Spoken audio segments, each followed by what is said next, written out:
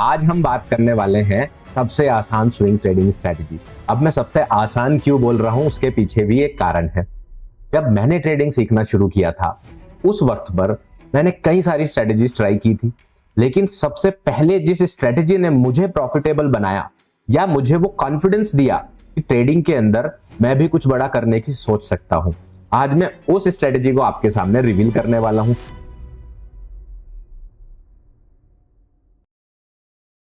आज जिस स्ट्रेटजी के बारे में हम लोग बात करने वाले हैं वो स्ट्रेटजी है एक साथ मल्टीपल ईएमए यूज करने का। हमें ईएमए एक इंडिकेटर की तरह अपने ब्रोकर में भी, ट्रेडिंग व्यू पर भी और कोई भी चार्टिंग वेबसाइट आप यूज कर रहे हो उसमें मिलता है। तो यहां पर हम लोग 3 मूविंग एवरेज लगाने वाले हैं। जैसे हम गए मूविंग एवरेज पर, एक बार क्लिक किया, 2 बार क्लिक किया, 3 बार क्लिक किया। मैंने एक साथ 3 बार क्लिक कर लिया तो ये 3 बार इंडिकेटर लग गया, लेकिन क्योंकि सेम इंडिकेटर है इसलिए आपको एक लाइन दिखाई दे रही है। अब हम क्या करेंगे, इसको आप ऊपर से जाकर यहां पर लेफ्ट से भी सेटिंग्स में जा सकते हैं या फिर इस पर इंडिकेटर पर डबल क्लिक करके आप इसकी सेटिंग्स को ओपन कर सकते हैं।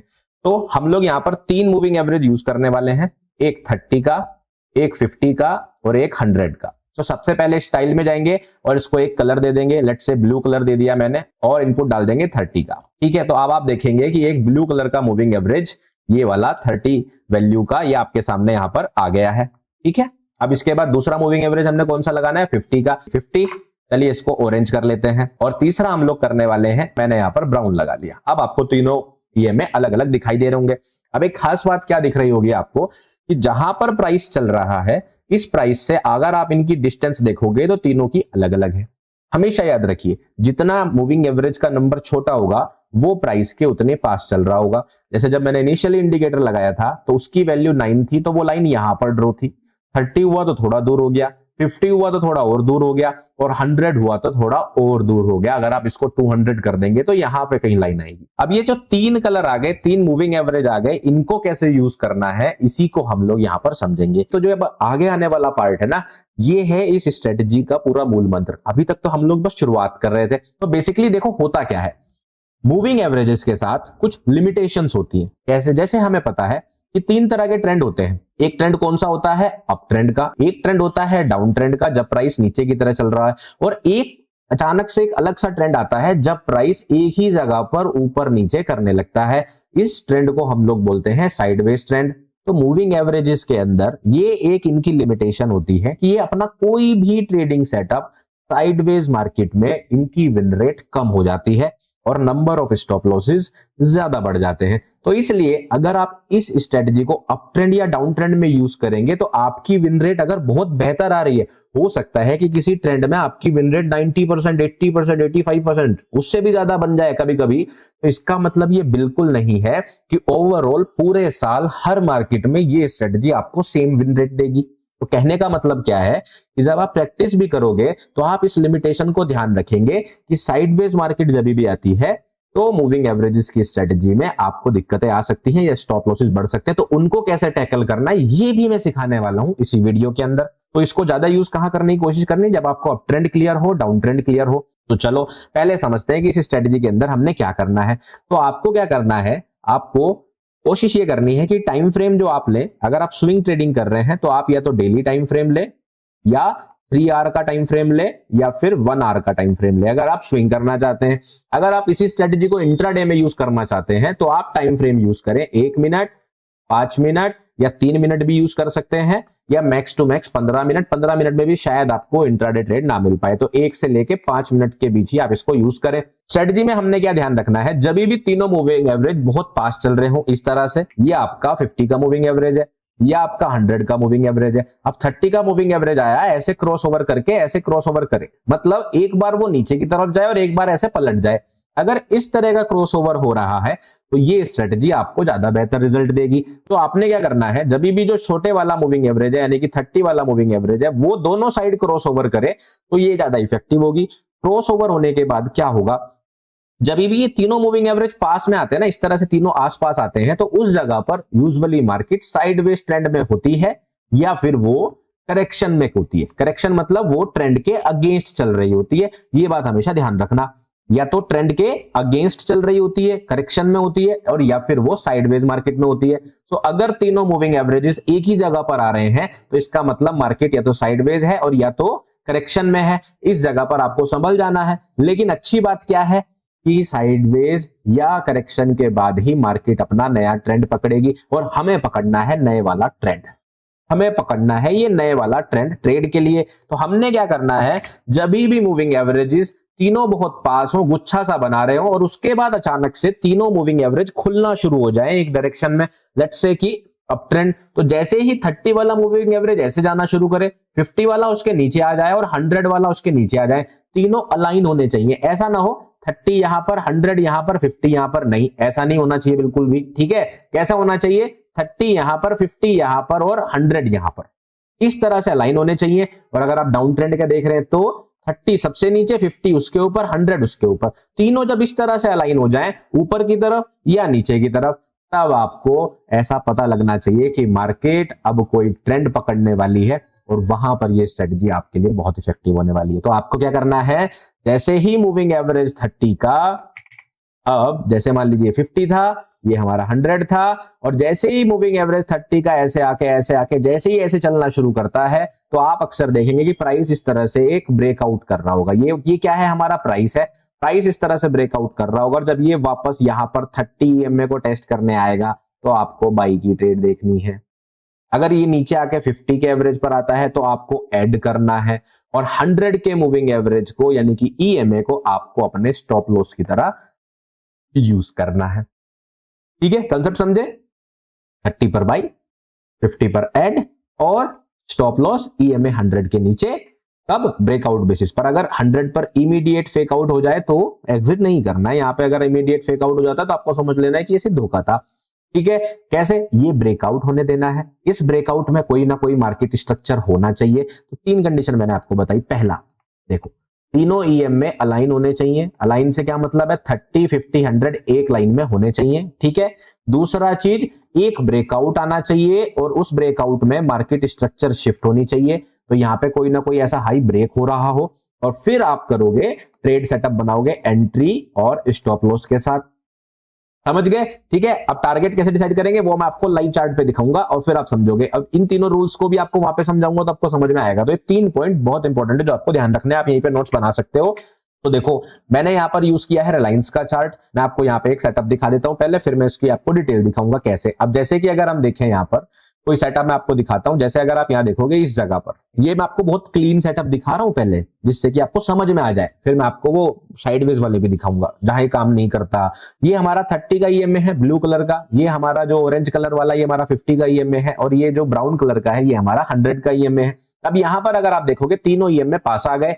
इसमें जो ब्लू वाला है इसने क्रॉसओवर नीचे की तरफ किया है, और नीचे की तरफ करने के बाद आप देखोगे तीनों पास पास चल रहे थे। इसका मतलब या तो ये साइडवेज था या तो ये करेक्शन था। ठीक है, टाइम फ्रेम फिलहाल मैंने डेली चार्ट ओपन कर रखा है। तो यहां पर आप देखोगे वापस से तीनों पास आते हैं, और यहां पर होता है क्रॉसओवर, और जो ये क्रॉसओवर हो रहा है यहां पर आप देखेंगे इसके बाद जो ब्लू वाला EMA है ये ऊपर जा रहा है, ऑरेंज वाला उसके नीचे आ गया, और ब्राउन वाला सबसे नीचे जो हमें चाहिए था। ये था 30, ये था 50 और ये था 100, हमें ये दिख गया।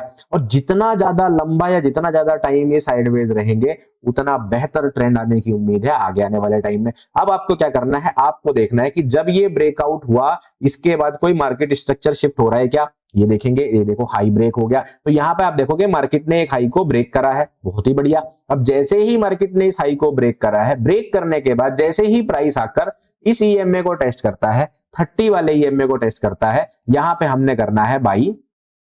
ठीक है, अगर मार्केट इसके बाद मान लीजिए गिरते हुए आता है और यहां पर आता है तो इसमें हमें करना है ऐड, और ये वाला जो मूविंग एवरेज रहेगा ये हमारा रहेगा स्टॉप लॉस। अब आप समझे किस तरह से करना, यहां पे एंट्री नहीं दिखा रहा हूं, एग्जांपल समझा रहा था मूविंग एवरेजेस के। तो ये आपका बाई हो गया, ये आपका ऐड करने का हो गया, या फिर यहाँ पे आप जो है थोड़ा सा कॉशियस हो जाओगे, समझोगे। अगर मार्केट सीधे गिर रही तो आप ध्यान दोगे, और ये आपका इनवैलिडेशन है। इस तरह से आपको ये तीनों मूविंग एवरेज की कंडीशन समझ में आ गई होंगी। पहला, साइडवेज हो, उसके बाद ब्रेकआउट आए, ज्यादा बढ़िया है। दूसरा, मार्केट जो है मार्केट स्ट्रक्चर शिफ्ट करे। तीसरा, ये तीनों अलाइन हो एक दूसरे के साथ, तब आपको अपनी ट्रेड में एंट्री देखनी है। जितना ज्यादा ये साइडवेज होगी उतनी बढ़िया आपको एंट्री मिलेगी।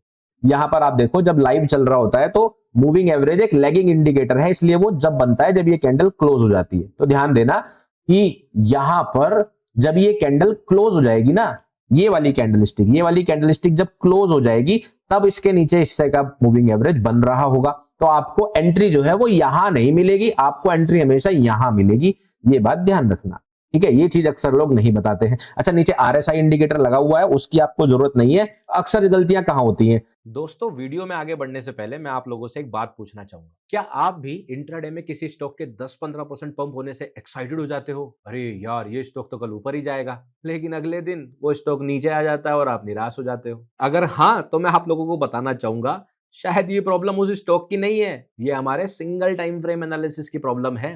क्योंकि कई बार हमें जो इंट्राडे पर ब्रेकआउट दिखता है, हो सकता है कि वो नेक्स्ट डे हमें पता चले कि वो तो हाई टाइम फ्रेम का डिस्ट्रीब्यूशन था या करेक्शन था। इसलिए मार्केट की डायरेक्शन एक टाइम फ्रेम पर एनालिसिस करने से नहीं पता चलती। इसी प्रॉब्लम को सोल्व करने के लिए मैं अपसर्च पर लेकर आया हूं multi time frame swing trading course, जिसमें आप डिटेल में सीखेंगे कैसे हायर टाइम फ्रेम से ट्रेंड कंफर्म करना है, कैसे स्विंग ट्रेडिंग को करना है स्टॉक्स में, फ्यूचर्स में, ऑप्शंस में, कैसे फेक ब्रेकआउट्स को अवॉइड करना है मल्टीपल टाइम फ्रेम एनालिसिस की हेल्प से, और लोअर टाइम फ्रेम पर प्रिसाइज एंट्री, एग्जिट और स्टॉप लॉस कैसे लगाने हैं। इसका मतलब यह है कि अगर किसी ट्रेड को कॉन्फिडेंस के साथ होल्ड करना है ना, तो मल्टीपल टाइम फ्रेम एनालिसिस को सीखना ही पड़ेगा। इसलिए डिस्क्रिप्शन में दिए हुए लिंक पर क्लिक करो और मार्केट को समझकर ट्रेड करो। चलो अब वापस चलते हैं अपनी वीडियो पर।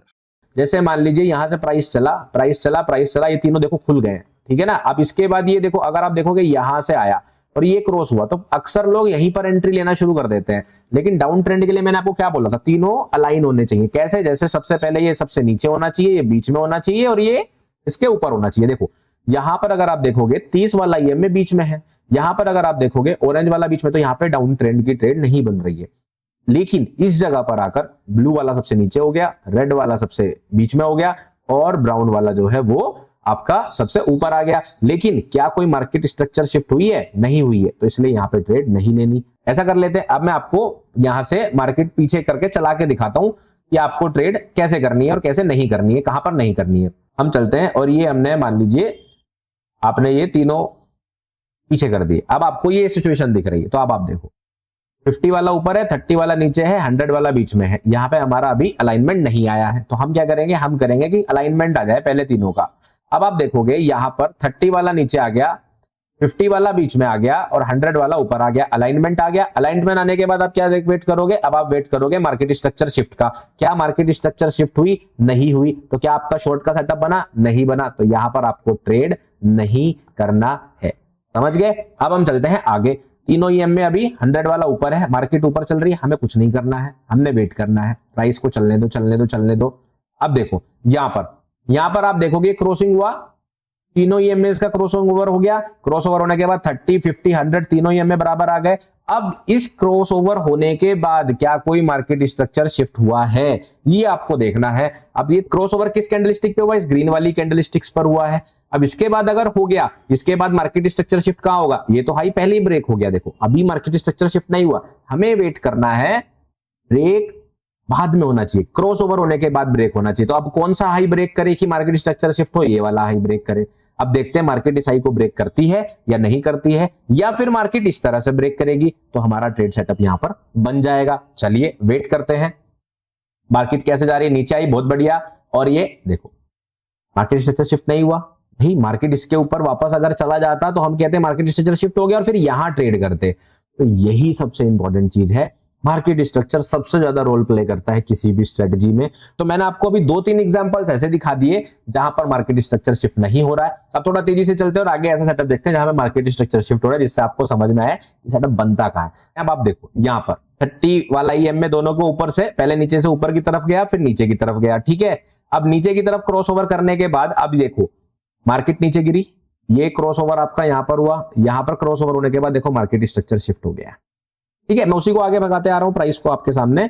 अब यहां पर आप देखोगे मार्केट स्ट्रक्चर शिफ्ट हो गया, ये देखो 100 सबसे ऊपर, 50 बीच में, 30 वाला सबसे नीचे और मार्केट स्ट्रक्चर यहां पे शिफ्ट हो गया नीचे की तरफ से। बस आपको इसी बात का इंतजार करना है कि क्रॉस ओवर के बाद एक मार्केट स्ट्रक्चर शिफ्ट हो जाए। तो अब अगर मार्केट वापस आके 30 या 50 EMA को ट्रेड करेगा तो हम लोग वहां पे एंट्री प्लान करेंगे, वरना नहीं प्लान करेंगे, ठीक है। चलो देखते हैं अभी आगे। वापस आ जाए एक बार तो आ गया। अब देखो यहां पर आया तो आपको क्या करना है, इस जगह पर अपनी एंट्री प्लान करनी। अब यहां पर मान लीजिए मैंने जो है 30 के आसपास अपनी एंट्री लगाई ये, और अपना स्टॉप लॉस मैंने रखा इसके ऊपर।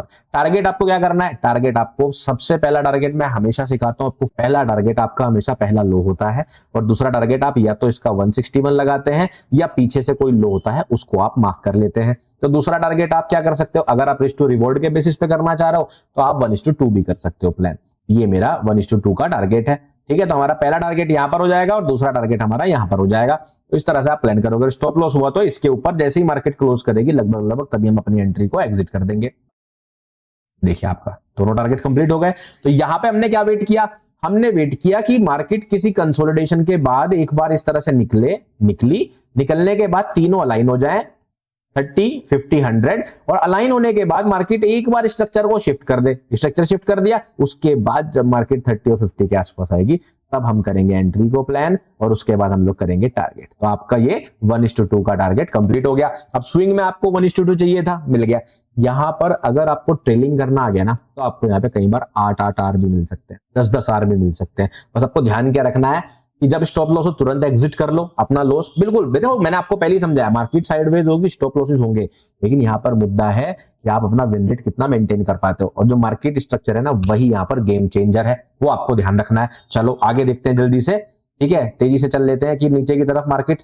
अब देखो, अब आप बोलोगे कि सर जैसे मैंने ये ट्रेड प्लान कर ली, आपके मन में ये बात आ सकती है कि मैंने ये ट्रेड प्लान कर ली, मैंने यहाँ पे एंट्री ली थी और मेरा जो है यहाँ पे टारगेट भी कंप्लीट हो गया, क्या मार्केट वापस आएगी, क्या मैं वापस री एंट्री कर सकता हूं? नहीं, री एंट्री कभी नहीं करना। मेरा उसूल होता था अगर मुझे डेली चार्ट पर या बड़े टाइम फ्रेम पर 1 घंटे 3 घंटे पर एक स्टॉक ने एक बार ट्रेड करके प्रॉफिट कमा के दे दिया, फिर मैं कम से कम 1-2 हफ्ते उस स्टॉक को नहीं देखता था। स्विंग ट्रेडिंग करने का मतलब यही होता है। दूसरा चीज, एक बात हमेशा ध्यान रखना कि 30 EMA को प्राइस के पास रहने की आदत है। तो इसका मतलब यह है कि अगर प्राइस इससे बहुत दूर जाने लग जाए, इस 30 EMA से बहुत दूर चला गया हो, तो भी आपको अपने प्रैक्टिस के हिसाब से यहाँ पे कुछ प्रॉफिट बुकिंग कर लेनी चाहिए, क्योंकि प्राइस यूजुअली वापस घूम के 30 EMA को टेस्ट करने आएगा नीचे गिरने से पहले भी। तो यहाँ पर पार्शियल्स बुकिंग करते रहना जरूरी है।